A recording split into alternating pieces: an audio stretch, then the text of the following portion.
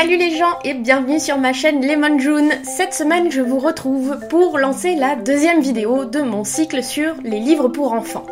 Alors, depuis la dernière vidéo, je me suis un petit peu creusé la tête pour trouver un conte qui pourrait intéresser tout le monde et j'en ai effectivement trouvé un que j'avais déjà lu mais que je n'avais pas relu depuis une bonne dizaine d'années et qui a été repris par Disney, ce qui fait que les gens connaissent plus son adaptation que l'écriture originale du conte et donc je pense qu'il est possible que j'ai quelques petites choses à vous apprendre dessus. Ce conte, vous savez ce qu'il est, de toute façon c'est écrit en titre donc je ne peux pas faire de suspense, il s'agit de La Petite Sirène écrit par Andersen.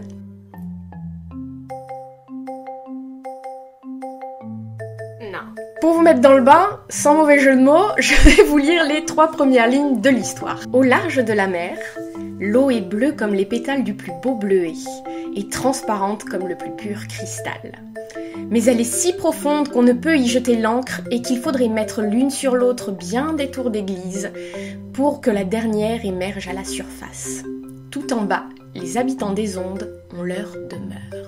Vous le voyez, c'est simple, joli, efficace et ça se lit comme on boit du petit lait. Vous me suivez ? Avant de commencer une petite analyse de ce conte, j'ai envie de vous partager 2-3 infos sur son auteur parce que vous le verrez, cela est intéressant pour mieux comprendre le déroulement du conte par la suite. Alors, La Petite Sirène a été écrite par Hans Christian Andersen en 1837, mais il faut savoir que l'auteur a aussi écrit d'autres contes très célèbres comme Le Vilain Petit Canard, La Princesse au Petit Pois et la désormais bien trop célèbre Reine des Neiges. Bref, on peut lui dire que les studios Disney lui doivent une très fière chandelle. Andersen a été un auteur quand même connu de son temps, même s'il a été pas mal critiqué, et il a beaucoup voyagé, ce qui fait qu'il a pu rencontrer des auteurs pas mal connus comme Balzac ou Alexandre Dumas par exemple. Pour vous dire à quel point il pesait dans le game, en 1860, le roi du Danemark lui a tout simplement confié la charge d'être le conteur officiel de ses enfants. Ça claque pas mal. Si Andersen a quand même vécu pendant pas mal de temps dans le confort, il faut savoir qu'il était à la base originaire d'une famille extrêmement modeste et qu'il a tout fait pour s'extirper de cette condition, notamment grâce à sa voix qu'il avait très belle. Et vous verrez que ce point est en particulier très important pour la compréhension de son conte. Avant de finir sur l'auteur, il y a une anecdote qu'il faut que je vous raconte et que j'ai trouvée absolument géniale. Vers la fin de sa vie, Andersen vivait très confortablement et il a pourtant reçu un jour une lettre d'une petite américaine dans laquelle il y avait un billet d'$1 ainsi qu'une coupure de journal dans laquelle il était écrit qu'on avait lancé un appel aux dons à tous les enfants d'Amérique parce que Andersen, selon eux, ne pouvait pas vivre avec les droits d'auteur qu'il recevait et donc on faisait appel à la générosité des enfants d'Amérique. Andersen a été extrêmement reconnaissant, mais en même temps très gêné, parce qu'il vivait quand même confortablement à cette époque-là, mais très vite, il a complètement croulé sur les lettres de gens qui lui envoyaient des sous, et il a été obligé de contacter le journal qui avait diffusé l'annonce pour publier une forme de démenti dans laquelle il disait qu'il n'avait pas besoin de cet argent. Je trouve ça absolument adorable, l'histoire d'enfants qui, voulant aider un écrivain qu'ils aiment, lui envoient des petits billets d'$1. C'est absolument mignon à croquer, il n'y a rien d'autre à dire.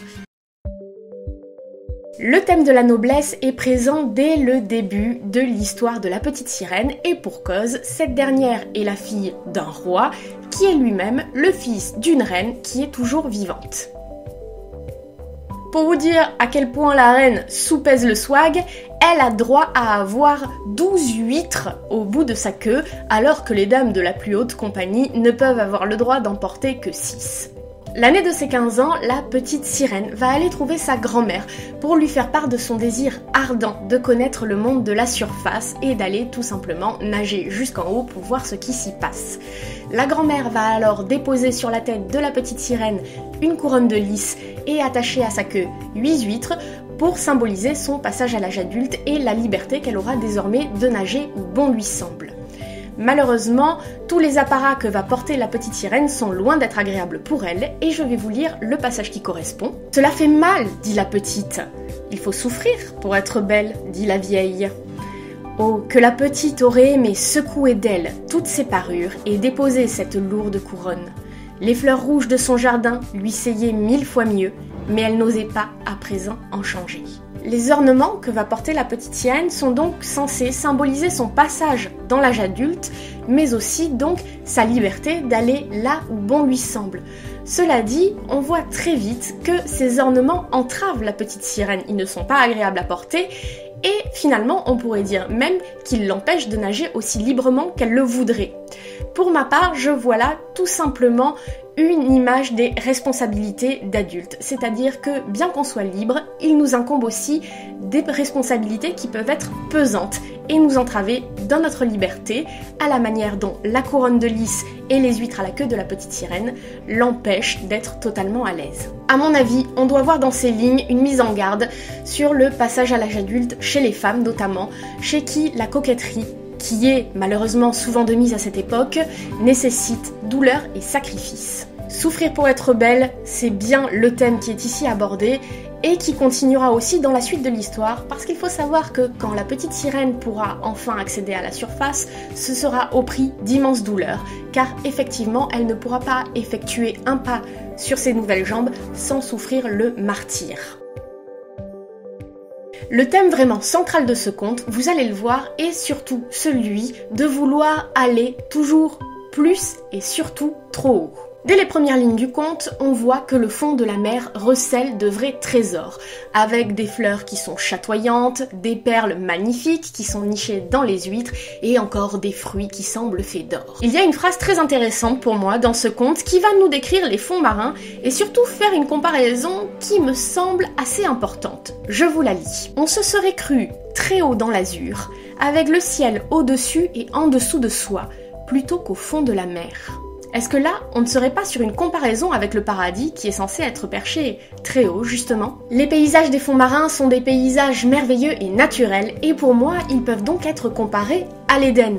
Pourtant, cet Éden, la petite sirène ne voit pas vraiment qui l'entoure parce qu'elle a sans cesse les yeux tournés vers le haut, et donc plus précisément vers la surface, dont elle admire les paysages magnifiques et surtout les beaux yeux noirs du prince qu'elle a aperçu un soir et sauvé de la noyade alors qu'elle était montée à la surface observer les bateaux. Le tort de la petite sirène dans ce conte, c'est de vouloir aller beaucoup plus haut qu'elle ne le peut, parce qu'elle rêve du soleil, des montagnes qu'elle rêve de gravir, et même lorsqu'elle observe le prince dont elle est tombée amoureuse, c'est alors qu'elle est dans la mer et que ce dernier est sur un balcon. Donc encore une fois, elle le regarde avec les yeux tournés vers le haut. Pour la petite sirène, un homme est quasiment l'égal de Dieu. Et pour cause, un jour qu'elle va rencontrer sa grand-mère et lui demander des renseignements sur la vie à la surface, cette dernière va lui apprendre quelque chose de très intéressant, et qui est que, contrairement aux sirènes et aux tritons qui peuvent vivre 200 ou 300 ans,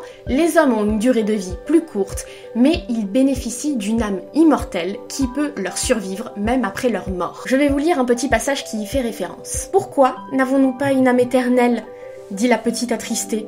Je donnerai les centaines d'années que j'ai à vivre pour devenir un seul jour un être humain et avoir part ensuite au monde céleste. » La grand-mère va lui répondre que le seul moyen d'accéder à une âme immortelle, c'est tout simplement de se lier avec un humain si fort que ce dernier ferait glisser son âme dans la sienne, mais que malheureusement il s'agit d'une chose impossible, car tout simplement les humains trouvent que les queues de poisson sont très laides.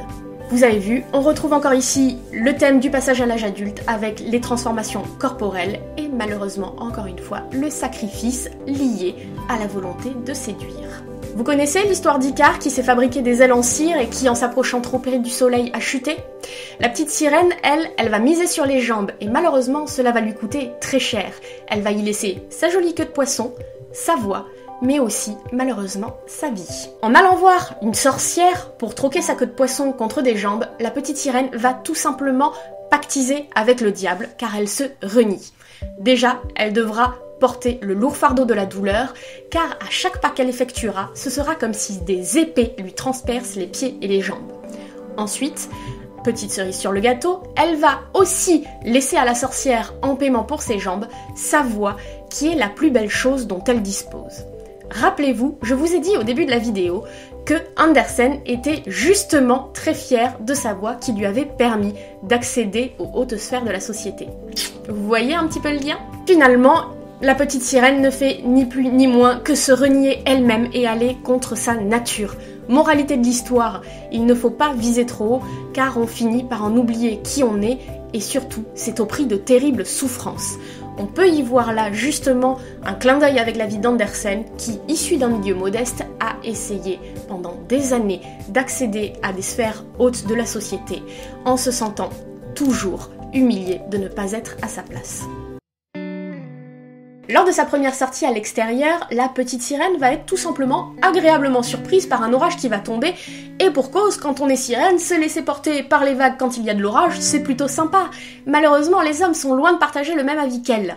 Et on voit là directement qu'il y a une différence inconciliable entre ce fameux prince qui fait battre le cœur de la petite sirène et cette jeune fille qui vit au fond des mers. Finalement, l'orage qui éclate lors de la première sortie de la jeune fille, c'est un peu un avertissement qui devrait lui montrer qu'elle ne peut pas aspirer à être avec un jeune homme humain.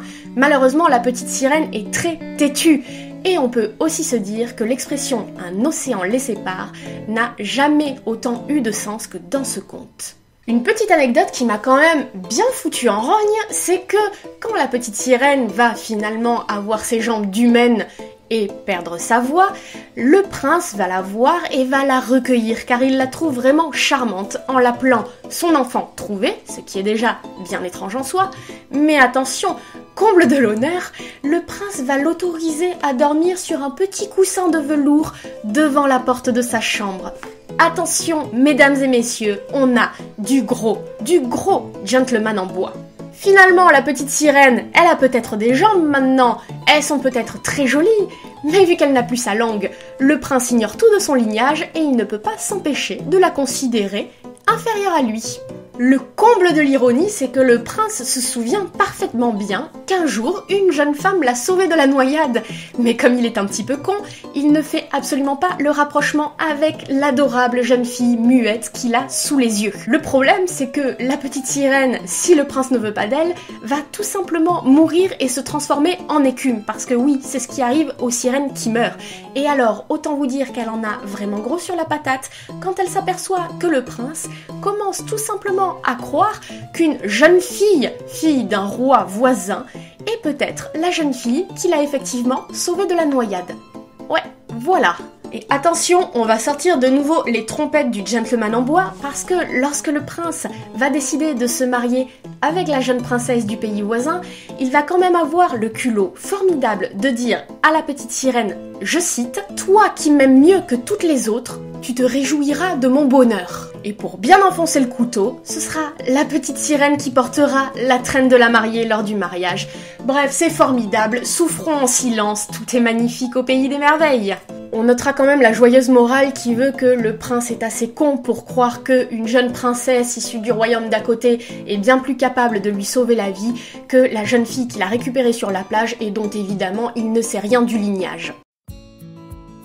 Ce con de prince étant désormais marié, la petite sirène est désormais promise à la mort, mais un événement va survenir. Les sœurs de la petite sirène ainsi que sa grand-mère vont remonter à la surface pour l'apercevoir et elles auront toutes les cheveux coupés car elles en ont fait offrande à la sorcière qui vit sous les mers dans l'espoir d'obtenir une condition permettant à la petite sirène de rejoindre les profondeurs sous-marines et de pouvoir à nouveau vivre 300 ans. Cette condition, c'est celle de planter un couteau dans le cœur du prince et de laisser son sang couler sur ses jambes afin que la petite sirène puisse enfin retrouver sa queue.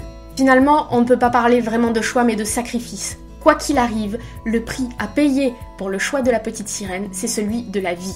Soit la sienne, soit celle du prince. Et on voit aussi que ce choix irraisonné de la part de la jeune fille a entraîné beaucoup de malheur, c'est-à-dire le sien, mais aussi celui des membres de sa famille. La moralité, ici selon moi, c'est celle qu'il ne faut pas agir passionnément. Et on le voit très souvent dans les ouvrages classiques, la passion est durement condamnée parce que, par définition, on pense qu'elle n'est absolument pas réfléchie et qu'il s'agit de l'apanage de la jeunesse. L'héroïne a voulu grandir trop vite. Elle avait un corps de femme, mais gardait son cœur d'enfant, très impétueux et propice à la malheureuse passion.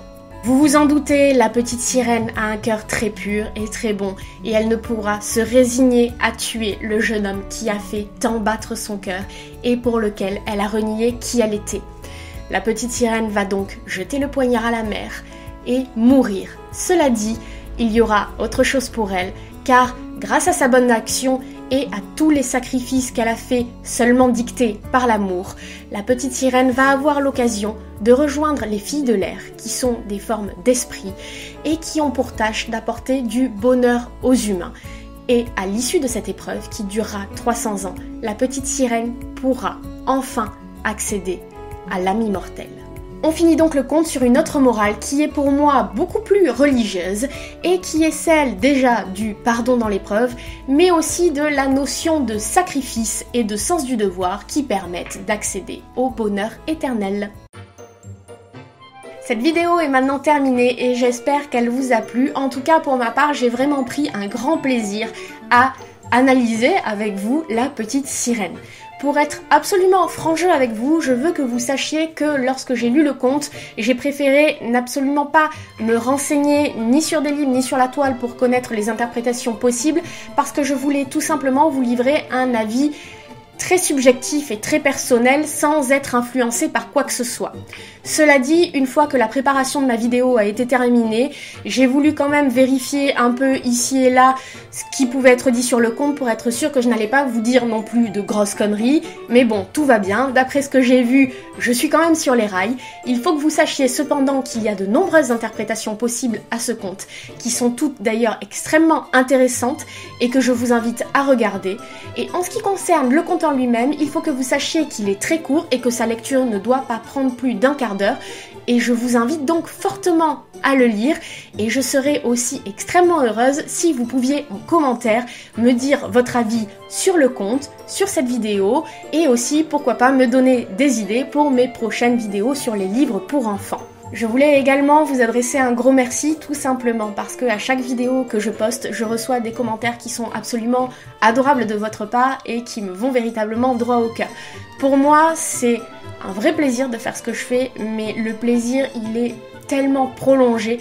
Quand je peux dialoguer avec vous, c'est un vrai bonheur et je tiens à vous dire que vous me mettez souvent le sourire pour la journée. Sur ce, je vous laisse entre les pages de bons livres, comme d'habitude je l'espère, et je vous dis à très vite pour une prochaine vidéo. J'ai mon kiki qui s'en va. Pour vous mettre dans le bain, sans mauvais jeu de mots, je vais vous lire. Je peux pas. Ce n'est pas le articulé et paraît sa queue de 8 huîtres. 8 huîtres. 8 huîtres. 8 huîtres. Le zoom. Et voilà.